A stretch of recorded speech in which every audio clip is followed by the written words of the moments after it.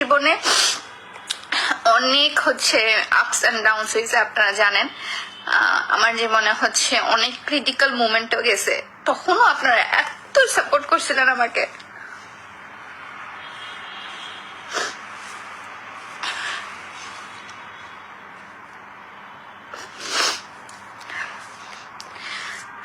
Sorry, আমি কান্না করে ফেলছি। তোমাকে দেখে অনেক ইন্সপায়ার হই, থ্যাংক ইউ সো মাচ। এটা খুশির কান্না। হ্যাঁ, এটা আসলে আমি আমি অনেক বেশি হ্যাপি, অনেক এক্সাইটেড, অনেক নার্ভাস, অনেক চিন্তিত।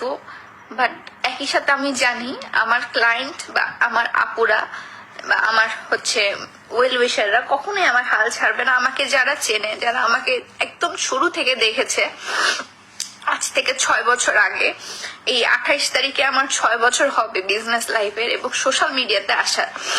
সো এই 6 বছরের জার্নিটা আমি এক্সপ্লেন করতে পারবো না, বলে বোঝাতে পারবো না। যখনই আমাকে কেউ যদি কখনো কোনো খারাপ বলে, আমি এতটুকু জিনিস অর্জন করতে পেরেছি যে আমাকে যদি কেউ খারাপ কিছু বলে, আমার শুভাকাঙ্ক্ষী আপুরা ভাইয়ারা তারাই আমার হয়ে কথা বলে, ওদেরকে ডিফেন্ড করে, আমাকে ডিফেন্ড করার ট্রাই করে, আমাকে আমার সাপোর্ট নিয়ে সবসময় কথা বলে।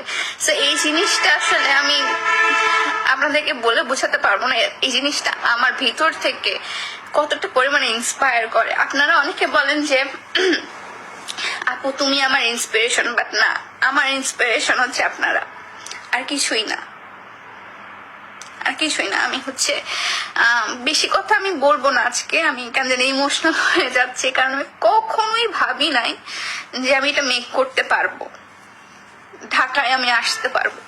এটা